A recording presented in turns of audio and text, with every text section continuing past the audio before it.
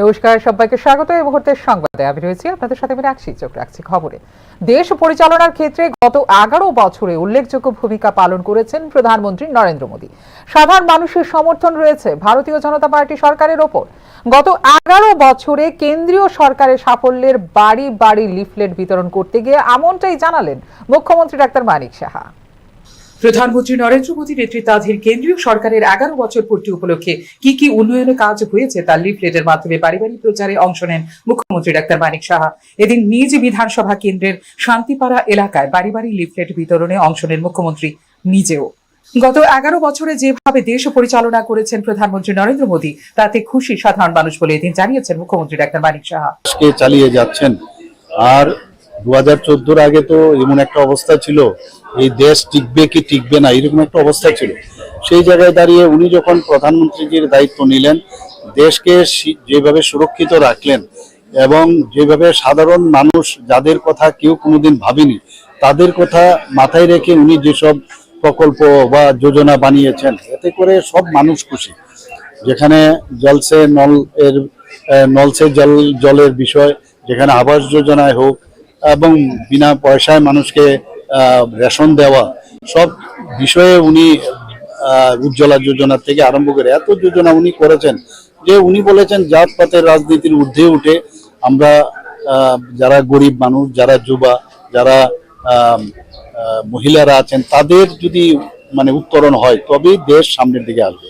তো সবার জন্য উনি কাজ করছেন। এই বিষয়গুলো নিয়ে আজকে আমরা এসেছি, সমস্ত ঘরে ঘরে লিফলেট বিতরণ করছি। কেন্দ্রীয় সরকারের গত 11 বছরের উল্লেখযোগ্য সাফল্যগুলি তুলে ধরতে বাড়ি বাড়ি লিফলেট বিতরণ বলে জানিয়েছেন মুখ্যমন্ত্রী। जिस तरह देश को उन्होंने बचाया और जिस तरह देश को शक्तिशाली किया है और जहां तक डेवलपमेंट के साथ जिस तरह देश को अब विश्व गुरु के रूप से फिर से उबाल के आ रहे हैं, उनके पीछे माननीय प्रधानमंत्री जी 11 साल में जो जो काम किया है उसको पूरा हम लोग लिफलेट में लिख के ले आए हूँ। सब चीज इतना काम किया है, लिख के पूरा तो संभव नहीं है। मेन जो उन्होंने काम किया है ये चीज लेके हम घर घर जा रहे हैं, सबको बता रहे हैं माननीय प्रधानमंत्री जी कैसे देश को सबका साथ सबका विकास और विश्वास और प्रयास का काम कर रहे हैं। এদিন সকাল থেকেই বাড়ি বাড়ি লিফলেট বিতরণ কর্মসূচিতে অংশগ্রহণ করেন মুখ্যমন্ত্রী ডাক্তার মানিক সাহা। শুধু লিফলেট বিতরণ কর্মসূচিতেই অংশগ্রহণ নয়, সাধারণ মানুষের সঙ্গে মত বিনিময় করেন মুখ্যমন্ত্রী ডাক্তার মানিক সাহা।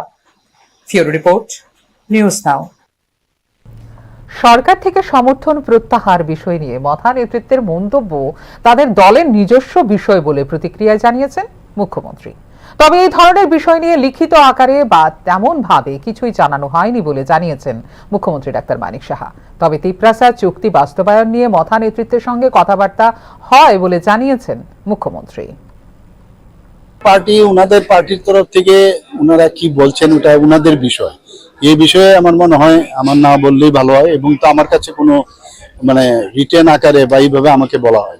স্যার, যে চুক্তি হয়েছে সেই চুক্তি সঠিক কার্যকারী হচ্ছে না, 6 মাসের জায়গায় 1 বছর হয়ে গেছে। তো এই বিষয়টা নিয়ে আপনিও কি কথা বলবেন? আমার সাথে কথা হয়, ওনাদের যে পার্টির যে সুপ্রিমো ওনার সাথে প্রতিনিয়ত আমার সাথে যোগাযোগ আছে। সড়ক উন্নয়ন করের হার বৃদ্ধির ফলে পাইপড ন্যাচারাল গ্যাস বা পিএনজির দাম বৃদ্ধি পেয়েছে রাজ্যে। প্রতি ঘন মিটার হিসেবে গ্যাসের এই মূল্য বৃদ্ধি করা হয়েছে সর্বনিম্ন 93 পয়সা থেকে শুরু করে সর্বোচ্চ 4 টাকা 92 পয়সা পর্যন্ত। রবিবার থেকে কার্যকর হলো পিএনজির এই বর্ধিত মূল্য। পাইপড ন্যাচারাল গ্যাস বা পিএনজির দাম বৃদ্ধি পেল রাজ্যে। মিডিয়া রিপোর্ট অনুসারে রবিবার থেকে কার্যকর হলো পিএনজির এই বর্ধিত মূল্য। পিএনজির মূল্য বৃদ্ধির পেছনে রয়েছে 5.5% হারে সড়ক উন্নয়ন করের বৃদ্ধি। সারা দেশের মধ্যে রাজ্যের পাইপলাইন গ্যাস ভোক্তাদের সর্বোচ্চ 30% কর দিতে হয়। দেশের অন্যত্র পাইপলাইন গ্যাসের উপর এই করের হার 14% অথবা তার কম। অর্থাৎ সেই হিসেবে রাজ্যে গ্যাসের ওপর করের হার দেশের অন্য রাজ্যের তুলনায় দ্বিগুণেরও বেশি। পাইপলাইনে গ্যাস পরিবহন ও সরবরাহ করা হয় মাটির নিচ দিয়ে। এর সঙ্গে নেই সড়ক উন্নয়নের প্রত্যক্ষ অথবা পরোক্ষ সম্পর্ক। তারপরও রাজ্যে প্রথমবারের মতো পাইপলাইন গ্যাসের উপর সড়ক উন্নয়ন কর আরোপ করা হয় 2020 সালে। 19% হারে আরোপিত এই করের পুরোটাই মেটাতে হয় ভোক্তাদের। তার সঙ্গে রয়েছে 4% হারে মূল্যযুক্ত কর তথা ভ্যাট। মূল্যযুক্ত কর আরোপের পর প্রতি ঘন মিটার গ্যাসের ওপর আরোপ করা হয় সড়ক উন্নয়ন কর, ফলে আরো বেড়ে যায় এই করের হার। বর্তমানে মূল দামের উপর 4% হারে মূল্য যুক্ত কর আরোপের পর 100 টাকা পিএনজি গ্যাসের মূল্য দাঁড়িয়ে যায় 104 টাকা। তার উপর রাজ্য সরকার আরোপিত পূর্বের 19%, সড়ক উন্নয়ন কর 5.5% বৃদ্ধি পেয়ে রয়েছে 25%। এই 25% আবার কার্যত 26% গিয়ে ঠেকেছে। ফলে মোট 30% হারে কর দিয়ে ভোক্তাদের রবিবার থেকে 100 টাকার গ্যাস কিনতে হচ্ছে 130 টাকায়।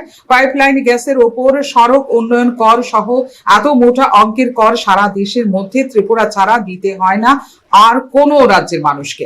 সড়ক উন্নয়ন করের হার বৃদ্ধির ফলে বৃদ্ধি করা হয়েছে রাজ্যের গ্যাসের দাম। প্রতি ঘনমিটার হিসেবে গ্যাসের এই মূল্য বৃদ্ধি করা হয়েছে সর্বনিম্ন 93 পয়সা থেকে শুরু করে সর্বোচ্চ 4 টাকা 92 পয়সা পর্যন্ত। বর্তমানে আগরতলা সহ পশ্চিম জেলায় বাড়ি ঘরে ব্যবহারের প্রতি ঘনমিটার গ্যাসের মূল্য 39 টাকা 87 পয়সা। 93 পয়সা বৃদ্ধি পেয়ে এর দাম দাঁড়িয়েছে 40 টাকা 80 পয়সা। পশ্চিম জেলায় সরকারি আবাসে ব্যবহার করা পাইপলাইন গ্যাসের বর্তমানে মূল্য প্রতি ঘনমিটার 44 টাকা 68 পয়সা। এর দাম 1 টাকা 34 পয়সা বৃদ্ধি পেয়ে হয়েছে 46 টাকা 2 পয়সা।